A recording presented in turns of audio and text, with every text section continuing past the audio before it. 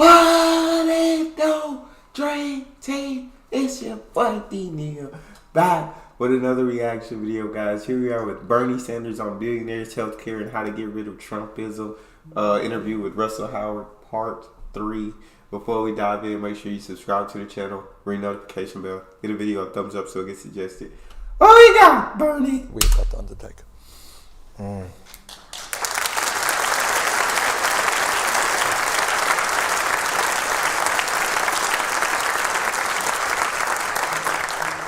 You seem to have a degree of hope, and I'm amazed by that, given that you're at the coalface of misery. Because America is like Gotham with no Batman. And I think specifically of someone like LA. I think LA is a really good example of the mad juxtaposition in America, where you have hotels for dogs and homeless people. You got 30,000 homeless people in LA alone. Yeah, like you got hotels for dogs, yet you got all these homeless people. Come on, man.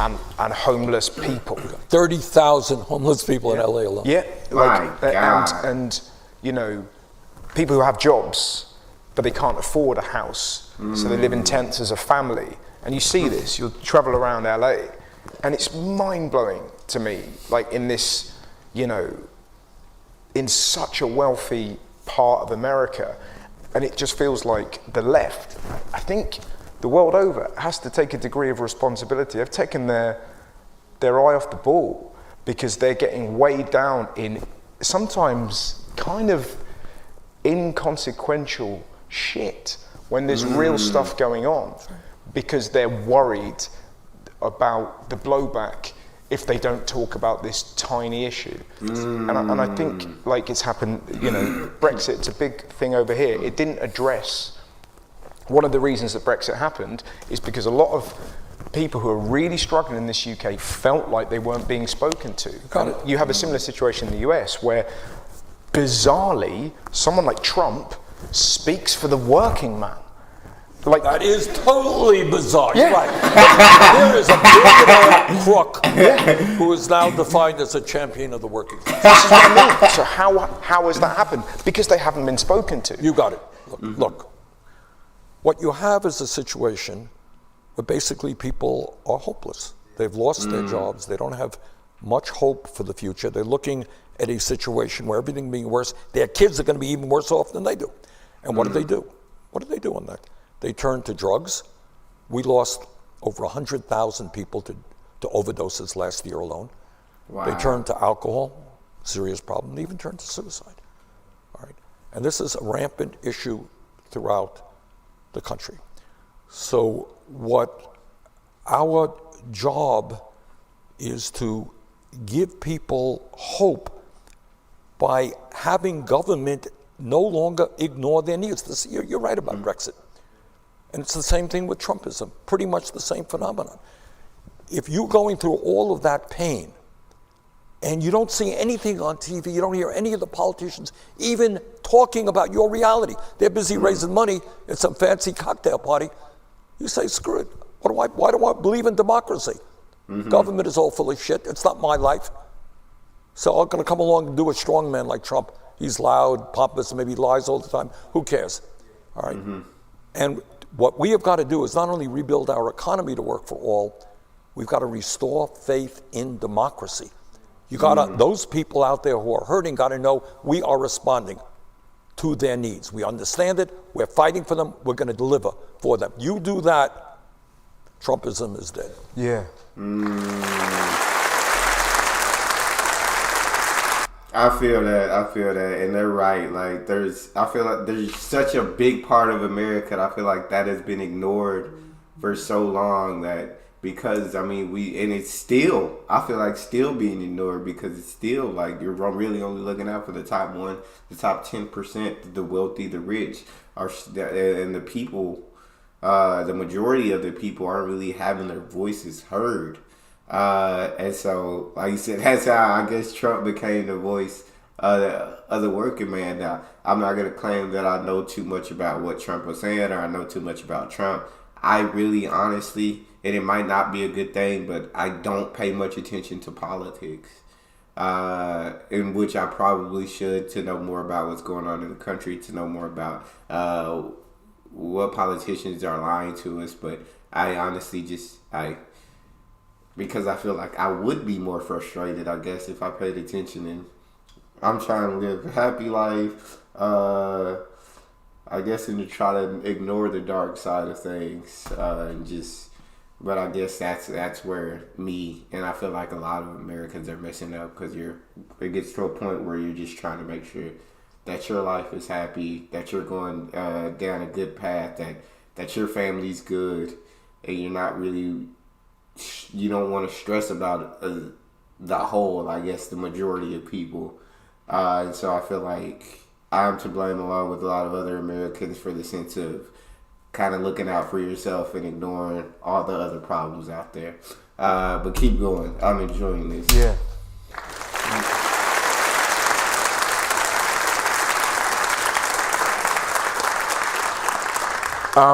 There's one thing I don't agree with you on.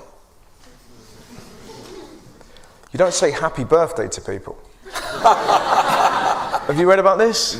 This monster won't say happy birthday to people. Happy birthday. It's not my birthday. But Happy birthday when your birthday does come. That's not how it works, Bernie. You can't send it in advance. I'm not good at it. You're right. I admit it. See what happens. You can't just take potluck and just go. Hey, but why? 1 out of 365 chance that I'm right? It's like a really lovely version of Russian roulette. What that's about is when a birthday occurs in the Senate, you got zillions of these. Oh, happy birthday, love you, and that's fine, it's okay, but it's part of the process, So I'm not too much into that. So I admit to being a little bit rude in that respect. So is that just that your desire to make things better so visceral that you just can't get involved in backslapping? Yeah, I'm not much of a I'm not a small talker. Yeah. That's about it. And all right. So to all of my colleagues in the U.S. Senate, no. Happy birthday!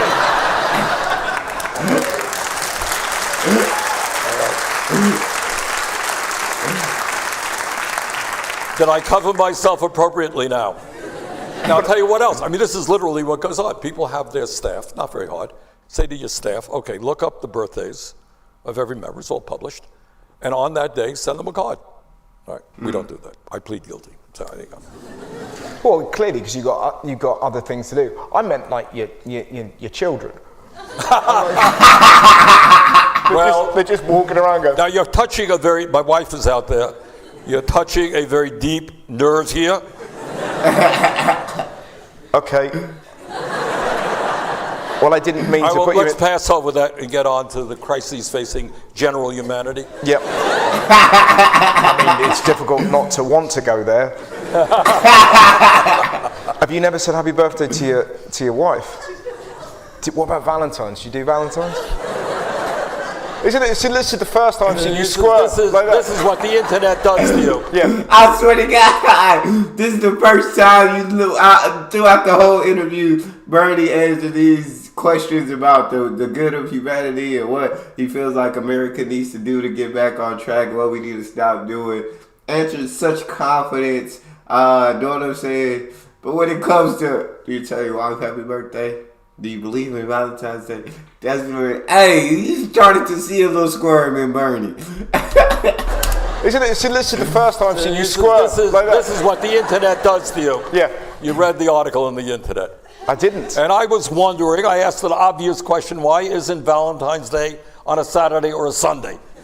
Why is it on a Tuesday or Wednesday? Who could know that? I don't know.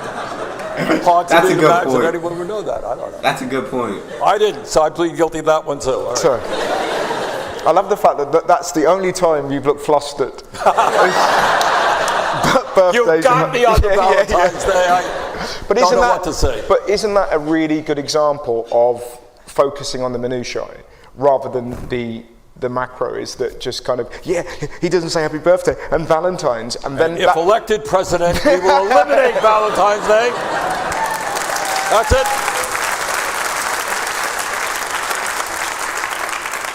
There are a couple of female whoops there. And listen, I know the world's changed and all, but get fucked. Valentine's until it comes along and you don't get flowers. Sorry, Senator. I didn't realise I was sort of researching on you, and you were there when Martin Luther King did the I Have a Dream speech, weren't you? There with George Washington at Valley Forge. They don't know American history. I got it. All right. No, yes, I was. Dr. King, I was a student at the University of Chicago. We took a bus to Washington. I heard that speech. And King was an extraordinary man, more than the media often portrays. He was a very great American. And you know, people should really understand and appreciate the extraordinary life that he lived. Yeah. And what does the perfect world look like for you in, let's say, 40 years? How many years? 40? 40. How old are you? You're 81. Well, look. Let's do 20. Well, I would say one thing. You know, I don't know about a perfect world in 20 years. One thing that I think is clear, and what has been so really unspeakable for me and really horrifying is the war in the Ukraine. And it's not just the horrible suffering that we're seeing in the Ukraine or the unnecessary deaths of tens and tens of thousands of young Russians. It is that at this moment, if we are going to combat climate change, the US can't do it alone, UK can't do it alone, China can't do it alone. This is the situation where either we sink or we swim. We're in it together. And Putin now dividing up the world because of this horrible invasion, and the United States moving toward a Cold War with China, which worries me very, very much. So the one thing we have got to do, and it ain't easy, is to figure out once again how we bring the world together to cut carbon emissions, to save the planet. If you think this COVID is the last pandemic we're going to see, unfortunately, it's probably not right. We need to work together. China is doing some important work in that regard. We got to figure out how we are prepared much more effectively for the next pandemic. Can we develop nasal sprays which will keep people healthy, etc.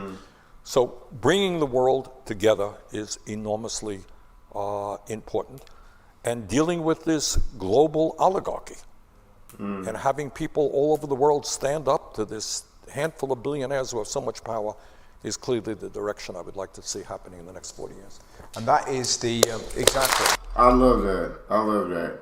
I love Norman saying the world needs to all come together. And because at the end of the day, no matter what language you speak, no matter what race you are, no matter the color of your skin, no matter what, at the end of the day, we're all humans. We are all human beings.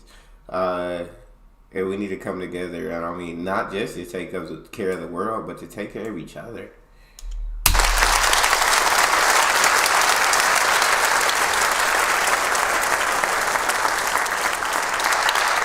And that's essentially what the book's about. It's an incredibly digestible and fascinating book about the state of America at the minute. So congratulations. It's really great. Have you met Greta Thunberg? Personally, I have not, no. She's lovely. Yeah, she's a wonderful, courageous young lady. But you two would you'd really be mates. But it's because I interviewed her recently, and it's I sort of bring up that the word authenticity a lot. And it's so interesting when you meet people who are single-minded and know what they want, and that's what's really fascinating about you.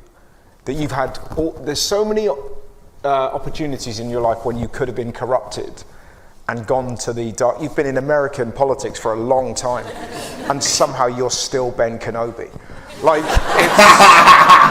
it's incredible. So thank you so much for doing the interview. Ladies and gentlemen, Senator Bernie Sanders. Hey, that was great. That really